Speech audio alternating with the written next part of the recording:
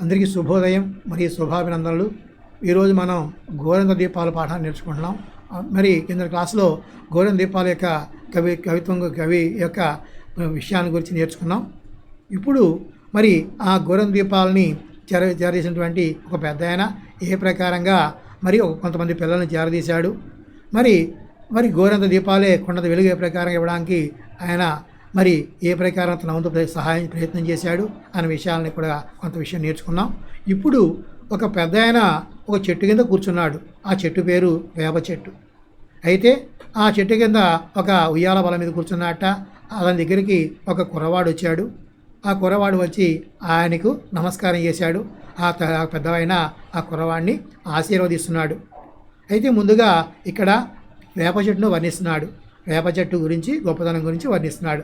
వేప చెట్టు అంటే ఎలా ఉంటుంది, ఏ ప్రకారంగా అది మరి చాలా నీడనిస్తుంది అనే విషయాల్ని ఇక్కడ చెప్తున్నాడు. మరి ఈ పాఠం కవి పేరు పులికంటి కృష్ణారెడ్డి గారు. ఈయన మరి గోరంత దీపాల పేరుతోటి పాఠాన్ని రాశారు. అలా అంటే ఒక పెద్ద ఆయన చేసే ప్రయత్నం ఏదైతే ఉందో ఆ ప్రయత్నం గురించి తెలియజేశాడు. ఒక పెద్ద ఆయన అనాథల్ని అలాగే కొంతమంది వీధి వాళ్ళని అందరినీ ఇక్కడ చేరదీసి వాళ్ళు బాగా చదివించాడు, వృద్ధిలో తీసుకొచ్చాడు అనమాట. అలాంటి ఆ పెద్ద ఆయన ఒక చెట్టు కింద కూర్చున్నాడు. ఆ చెట్టే వేప చెట్టు. ఇక్కడ వేప చెట్టు అంటున్నాడు. తల్లి ప్రేమ లాంటి చల్లని నీడనిచ్చే చెట్టు వేప చెట్టు. తల్లి ప్రకారంగా మరి ప్రేమ చూపిస్తుందో అలాగే ప్రేమ చూపించి వాడికి చక్కని ఆనందాన్ని కలిగిస్తుందో అలాగా చల్లని నీడనిస్తుంటా ఏది ఈ వేప చెట్టు. దరిద్రుడి గుండెల్లో నుండి పుట్టిన అంతులేని ఆశల్లా ఆ చెట్టు బోధ నుండి పుట్టిన కొమ్మలు 4 దిక్కులా వ్యాపించాలన్న మేర వ్యాపించాయి.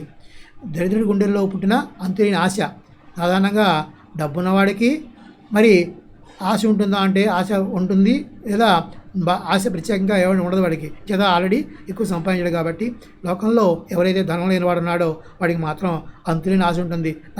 దానికోసం రకరకాల ప్రయత్నాలు చేస్తూ ఉంటాడు, చేసి మరి కష్టాలు పడుతూ ఉంటాడు. కాబట్టి అలాంటి వాడి యొక్క గుండెల్లో నుండి పుట్టినటువంటి ఆశే అదేంటది అంతులేని ఆశ. అది ఎలా ఉందయ్యా అంటేట ఆ చెట్టు పోతు నుండి పుట్టిన కొమ్మలు 4 దిక్కులా వ్యాపించాయి. మరి ఆ ఆశ ఏ ప్రకారంగా అంతటా వ్యాపిస్తుందో అంటే అది ఎక్కువగా జరుగుతుందో అంతలేని విధంగా ఉంటుందో అలాగా ఈ వేప చెట్టు యొక్క బోధి నుండి పుట్టిన కొమ్మలు కూడా ఉన్నాయి. ఆ చెట్టు నుంచి వచ్చిన కొమ్మలు కూడా 4 దిక్కులా కూడా 4 వైపులకి కూడా వ్యాపించగలిగినంత మేర వ్యాపించాయి. అంటే ఎంతవరకు వ్యాపిస్తే బాగుంటుందో అంతవరకు కూడా వ్యాపించాయి. అంటే అవి చాలా దూరం వరకు వ్యాపించాయి. అంటే పెద్ద పెద్ద కొమ్మలు ఆ చెట్టుకి ఉన్నాయి. కలిగిన వాడికి బాగా కండబట్టినట్లు ఆ కొమ్మలు పూతా పిందులతో నిండుగా ఉన్నాయి. కలిగిన వాడంటే బాగా డబ్బున్నవాడు. వాడికి బాగా కండబడినట్టు చేత శుభ్రంగా తిని కూర్చుంటాడు. ఆ కారణంగా బాగా కండబట్టి ఉంటాడు. కండబట్టం అంటే బలంగా కనిపిస్తాడు ప్రతివాడికి కూడా. అలాంటి ఉన్నవాడు ఏ ప్రకారం ఉంటాడో ఆ ప్రకారంగానే ఆ కొమ్మలు అంటే ఏ వేప చెట్టు కొమ్మలు అవుతున్నాయో అవన్నీ కూడా పూతబట్టి ఆ మీద చిన్న చిన్న కాయలు కూడా వచ్చాయి. వాటితోటి నిండుగా ఉందిట ఏది ఈ వేప చెట్టు. ఆ చెట్టు కొమ్మకు వేలాడదీసిన 4 ఇనప గొలుసులు. ఆ చెట్టు కొమ్మకి మరి 4 ఇనప గొలుసులని వేలాడదీశారట. మరి ఆ ఇనప గొలుసులకు తగిలించిన ఒక పెద్ద పీట. ఆ ఇనప గొలుసులకు ఏం చేశాడు, కింద ఓ పీట ఆ గొలుసులు తగిలించారనమాట. అది ఉయ్యాల పీట. అంటే ఆ చెట్టుకి ఉన్నటువంటి ఇనుప గొలుసుల మీద ఉన్నటువంటి ఆ ఉయ్యాల పీట ఆ పెద్ద పీట మీద కూర్చొని ఉయ్యాల ఊగుతూ ఉంటారు చాలామంది. ఊగి ఆనందాన్ని పొందుతూ ఉంటారు పిల్లలు ముఖ్యంగా. ఆ పీట మీద అతడు కూర్చున్నాడు. ఒక పెద్ద ఆయన ఆ ఎత్తైనటువంటి ఆ పీట మీద ఆ ఉయ్యాల పీట మీద కూర్చున్నాడు. గతాన్ని నెమరు వేస్తూ వర్తమానాన్ని తలబోస్తూ భవిష్యత్తును ఊహిస్తున్నట్లు ఓ మహాయోగిలా ఉన్నాడు. ఆ పెద్దని చూస్తే ఎలా ఉన్నాడు, గతాన్ని నెమరబోస్తూ, గతం అంటే జరిగిపోయిన దాని గురించి ఆయన మాటికి తలుచుకుంటున్నాడు. వర్తమానాన్ని తలపోస్తూ ప్రస్తుతం ఏం చేయాలని చెప్పి వాడి గురించి కూడా ఆలోచిస్తున్నాడు. భవిష్యత్తును ఊహిస్తున్నట్లు, భవిష్యత్తులో ఏం చేయాలి దాని గురించి కూడా ఆయన ఊహించుకుంటూ ఒక మహాయోగిలా కనిపిస్తున్నట్ట. మహాయోగి అంటే తప్పచేసిన వాడు ఏ ప్రకారంగా ఉంటాడో ఆ ప్రకారంగా ఈయన కూడా ఉన్నట్ట. ఎవరైనా ఈ పెద్ద ఆయన. అతని ముందు ఓ కుర్రవాడు నిలబడి ఉన్నాడు. ఆ పెద్ద ముందు ఒక పిల్లవాడు ఏం చేశాడు, నిలబడి ఉన్నట్ట. ఆ కుర్రవాడు నిలబడి ఉండడంతో వినయం ముట్టబెడుతూ ఉంది. కొంతమంది నుంచుంటే వాళ్ళు ముందు చూస్తూ ఉంటే కోపం పుడుతుందన్నమాట మనకి. కానీ ఈ కుర్రవాడిని చూస్తే కనుక ఏముంది, ఆటోమేటిక్గా ప్రేమ అనేది చోటు చేసుకుంటుంది అనమాట. అలా నుంచున్నట్ట ఈ కుర్రవాడు. అది చెప్తున్నాడు. ఆ కుర్రవాడు నిలబడి ఉండడంలో వినయం ముట్టబడుతూ ఉంది. ఆ పెద్దాయన ముందు వినయాన్ని చూపిస్తూ చేతులు కట్టుకుని ఉన్నాడు. ఇది సంస్కారం అన్నమాట. చేత సంస్కారం అనేది పుట్టుకతో వస్తుందంటారు, లేదా నేర్పితే వస్తుంది. కొంతమంది ఇప్పుడు ప్రస్తుత కాలంలో నేర్చుకునే విధానం ఉన్నా కూడా నేర్చుకునే పిల్లలు చాలామంది తక్కువ అన్నమాట. అయితే ఈ పెద్దాయన యొక్క మరి సంరక్షణలో పెరిగి పెద్దవాడయ్యాడు. ఆ కారణంగా ఆ కుర్రవాడు కూడా వినయంగా ఆయన ముందు నుంచున్నట్ట. వేషంలో సంస్కారం ఉంది. సంస్కారంతో బట్టలు వేసుకున్నాడు. సంస్కారం అంటే ఏమిటి? చిరిగిపోయిన బట్టలు కాకుండా చక్కగా చూడడానికి మరి అందరూ మెచ్చుకునే విధంగా ఉన్నాయి ఆ బట్టలు కూడా. ఆ కారణంగా మరి సంస్కారం అంటే ఏమిటి? తలకే దూకున్నాడు. దూకుని చక్కని బట్టలు కట్టుకున్నాడు. మాసిమరి గొడ్డలు కాకుండా మంచిగా బట్టలు కట్టుకుని ఆయన ముందు చేతులు కట్టుకుని ఉంచున్నట్ట ఆ కుర్రవాడు. అతని ముఖం ఆనందంతో వెలిగిపోతూ ఉంది. ఆ కుర్రవాడు ఆయన ముందు రాగానే చాలా ఆనందపడిపోతున్నాడు. చేత చాలా కాలం మంది పెద్ద చూసి ఆ కారణంగా ఆయన ముందు నిలబడి ఆనందంతో ఉన్నట్ట ఆ కుర్రవాడు. ఆయన నిమీలిత నేత్రుడై చేయెత్తి ఆశీర్వదిస్తున్నాడు. ఆ పెద్ద ఆయన మాత్రం నిమీలిత నేత్రుడై, నిమీలితం అంటే మూయబడ్డ కళ్ళు గలవాడై, నిమీలిత అంటే మూయబడిన, నేత్రుడై కళ్ళు గలవాడై చేయెత్తి ఆశీర్వదిస్తున్నాడు. చేయబెగెత్తాడు ఆ కుర్రవాడిని ఆశీర్వదిస్తున్నట్ట. కళ్ళు మూసుకుని ఆశీర్వదిస్తున్నాడు. చేత తన్మయత్వం చెబుతున్నాడు. చేత ఆ కుర్రవాడు తన వద్ద పెరిగి పెద్దవాడయ్యాడు, మంచి వృద్ధిలోకి వచ్చాడు. కాబట్టి అలాంటి కుర్రవాడిని చూస్తుంటే మరి ఆనందంతో ఆయన కళ్ళు చెమరుస్తున్నాయి. అంతేకాకుండా మరి కళ్ళు మూసుకుని ఏం చేయాలో తీపాలో తెలియకన్న విధంగా ఆయన ఉన్నాడు. ఆ కారణంగా మరి చేయెత్తి కళ్ళు మూసుకుని చేయెత్తి ఆశీర్వదిస్తున్నాడు ఆ కుర్రవాడిని. ఎవరైనా పెద్ద ఆయన. ఇద్దరి కనుకొలకుల్లో నిలిచిన నీళ్లు సంజ వెలుగులో ముత్యాలా మెరుస్తూ ఉన్నాయి. అయితే అటు పెద్ద ఆయన కళ్ళమడా నీళ్ళు వస్తున్నాయి, ఇటు కుర్రవాడి కళ్ళలో కూడా నీళ్ళు వస్తున్నాయి. ఆ నీళ్ళు ఎలా ఉన్నాయి? కనుకొలకలు అంటే కనుల యొక్క చివరిలో ఏ నీళ్ళైతే నిలబడ్డాయి అవి సంజ వెలుగులో ముత్యాలా మెరుస్తూ ఉన్నాయి. అని సూర్యుని యొక్క కాంతిలో ఎలా ఉన్నాయట అంటే ముత్యాలు మరి దాడి పడుతున్నాయనే విధంగా ఆ నీళ్లు అందరికీ అనిపిస్తున్నాయట. అనిర్వచనీయమైన కృతజ్ఞతాభావం ఆ ఇద్దరి ముఖాల్లో దోబూచులాడుతూ ఉంది. అనిర్వచనీయమైన అంటే చెప్పలేని, అంటే చెప్పుటకు వీలు కానీ, కృతజ్ఞతాభావం అంటే కృతజ్ఞత అంటే ఇక్కడ చేసిన మేలు మరి మర్చిపోకుండా ఉండడం, అలాంటి భావం. అంటే కుర్రవాడు ఆ పెద్ద ఆయన చేసినటువంటి మేలు మర్చిపోకుండా వచ్చి ఆయన కలుసుకుని ఆయనకి నమస్కారం చేస్తున్నాడు. ఆ కారణంగా ఆ కుర్రవాడు అతనికి మరి నమస్కారం చేయడం ద్వారా అతని యొక్క కృతజ్ఞతాభావాన్ని తెలియజేస్తున్నాడు.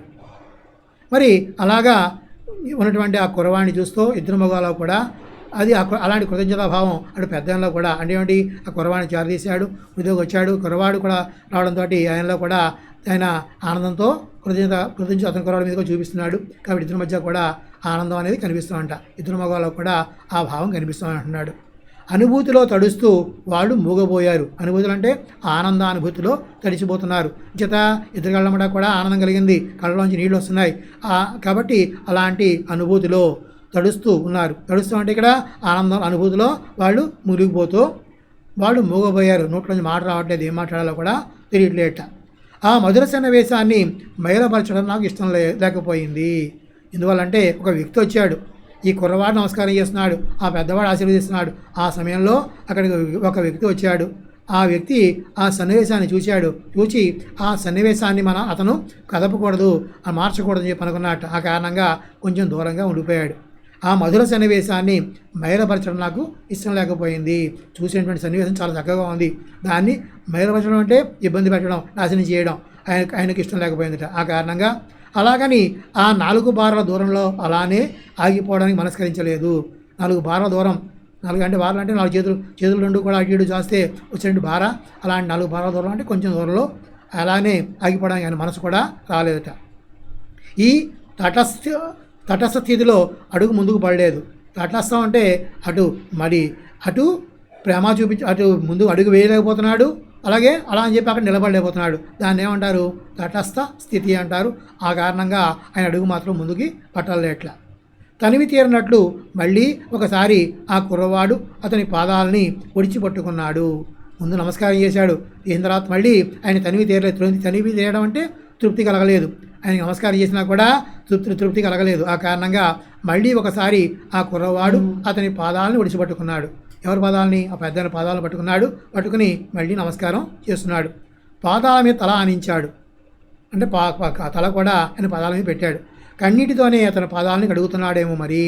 అలాగా కళ్ళమడి వచ్చే నీళ్ళతోటి ఆయన పాదాలను కడుగుతున్న విధంగా ఆ పిల్లవాడు ఆ కుర్రవాడు ఏం చేశాడు, తలపెట్టాట. ఆయన ఎటో చూస్తున్నాడు. పెద్ద ఆయన మాత్రం ఆ కుర్రవాడిని చూడలా ఎటో చూస్తున్నాడు. ఆశీర్వదించడానికి ఈ ఎత్తిన చెయ్యి ఎత్తినట్లుగానే ఉంది. అలా చేయి పెట్టిన చెయ్యి అలాగే ఉంచాడప్ప దాంట్లో మాత్రం మార్పు ఏమీ చేయలేదు. చేరడేసి చెంపల మీద నుండి జాలుబారుతున్న కన్నీళ్లు ఆ కుర్రవాడి తల మీద పడుతున్నాయి. చక్కగా పెద్ద పెద్ద చెంపలు ఉన్నాయంటే బొగ్గలు బాగా బూరిలా ఉబ్బోయి ఉన్నాయి. అంటే పెద్ద పెద్ద బొగ్గలు కలిగి ఉన్నాడు. ఆ బొగ్గల నుంచి చక్కగా నీళ్లు జారి పడుతున్నాయట. ఎవరి మీద? ఈ కుర్రవా తల మీద. ముత్యాల కన్నీటి ముత్యాలతో ఆశీర్వాదం అందుకుంటున్న ఆ కుర్రవాడు ధన్యుడో. అలాంటి ఆ కన్నీటి ముత్యాలతోటి అంటే ముత్యాల వంటి ఆ కన్నీళ్లతోటి ఆశీర్వాదం పొందుతున్నాడు ఆ కుర్రవాడు. ఆ కుర్రవాడి యొక్క ఎవరవాడు ఎంతో ధన్య జీవో అనుకున్నట అక్కడ ఉన్నటువంటి ఆ పెద్ద ఆయన, అంటే ఎవరైతే వచ్చాడో ఆయన. ఇందుకీ ఎవరి కుర్రవాడు? ఆ కుర్రవాడు ఎవరు? ఏమిటి వీళ్ళిద్దరి మధ్య సంబంధం? ఇద్దరి మధ్య ఉండే సంబంధం ఏంటి?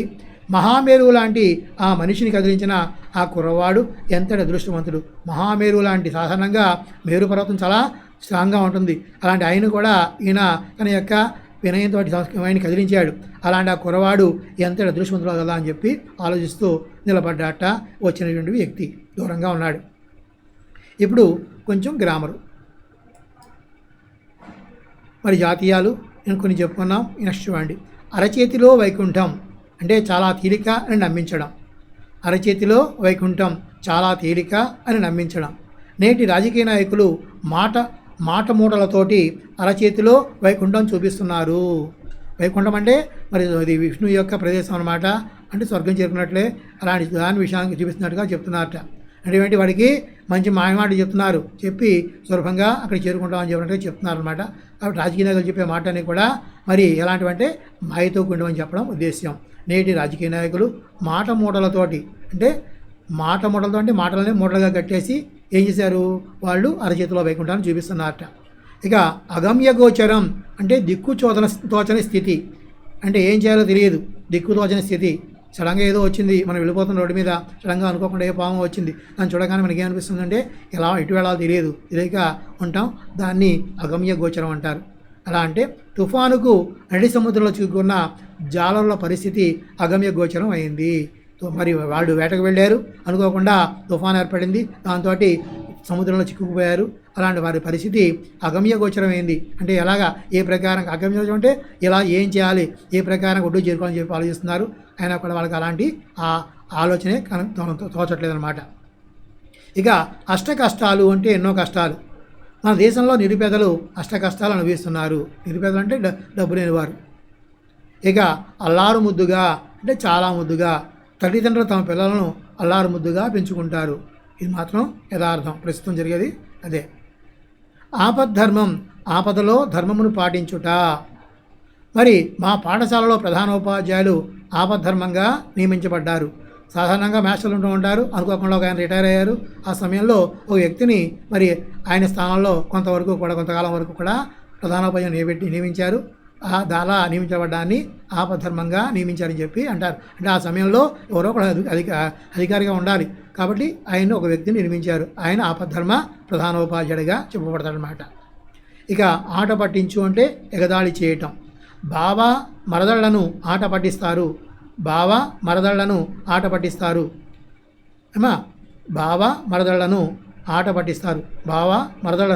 అంటే కొంత మరదళ్ళు ఏం చేస్తారు, బావను ఆట పట్టిస్తారు. మా బావ కూడా మరదళ్ళని కూడా ఆట పట్టిస్తూ ఉంటాడు. అంటే ఏంటి, ఆడుకోవడం, వేళకోళం చేయడం. ఇక ఆపాదమస్తకం అంటే శరీరం అంతా. తిరుపతి వెంకటకోలకు ఆపాదమస్తకం కవితయే. తిరుపతి వెంకటకోలు ఉన్నారు, వారికి ఆపాదమస్తకం అంటే నిలువెల్లా శరీరం అంతా కూడా కవిత్వమే ఉంటుంది. చేత వాళ్ళని ఎక్కడా కదిపినా కూడా వాళ్ళ నోట్లో వచ్చేది కవిత్వమే అంటున్నాడు. 600 ఏది ఏమైనప్పటికీ 600 నేను ఆడిన మాట తప్పను. ఏం మాట్లాడినా దానికి కట్టుబడి ఉంటాను తప్ప దాని మాటను మార్చనని చెప్పి అంటున్నాడు. అట్టహాసం ఘనంగా. మా అక్క పెళ్ళి చాలా అట్టహాసంగా జరిగింది, అంటే చాలా గొప్పగా జరిగింది. అందివేసిన చెయ్యి అంటే నేర్పరి. లింబారాం విలువిద్యలో నేర్పరి. ఒకసారి మళ్ళీ. అరచేతిలో వైకుంఠం చాలా తేలిక అని నమ్మించడం. నేటి రాజకీయ నాయకులు మాటమూటలతో అరచేతిలో వైకుంఠం చూపిస్తున్నారు. అగమ్య గోచరం తోచని పరిస్థితి. తుఫానుకు నడి సముద్రంలో చిక్కుకున్న జాలర్ల పరిస్థితి అగమ్య గోచరం అయ్యింది. అష్టకష్టాలు, ఎన్నో కష్టాలు. మన దేశంలో నిరుపేదలు అష్టకష్టాలు అనుభవిస్తున్నారు. అల్లారు ముద్దుగా, చాలా ముద్దుగా తల్లిదండ్రులు తమ పిల్లలను అల్లారు ముద్దుగా పెంచుకుంటారు. ఆపద్ధర్మం, ఆపదలో ధర్మమును పాటించుట. మా పాఠశాలలో ప్రధానోపాధ్యాయులు ఆపద్ధర్మంగా నియమించబడ్డారు. ఆట పట్టించు, ఎగదాళి చేయటం, భావమరదళ్లను ఆట పట్టిస్తారు. ఇక్కడ ఆట పట్టిస్తారంటే గౌరవంగా చెప్పడం అంతే. ఇక ఆపాదమస్తకం శరీరం అంతా. తిరుపతి వెంకటకులకు ఆపాదమస్తకం కవితయే. ఇక 600 అంటే ఏది ఏమైనప్పటికీ 600 నేను ఆడిన మాట తప్పను. అట్టహాసం ఘనంగా. మా అక్క పెళ్ళి చాలా అట్టహాసంగా జరిగింది. అందేవేసిన చెయ్యి నేర్పరి, డింబారాం విలువిద్యలో నేర్పరి. ఇదమ్మ పాఠం. కొంచెం జాగ్రత్త చూడండి. ఈ జాతీయాలని అందరూ కూడా రాసుకుని తగ్గ చదవండి.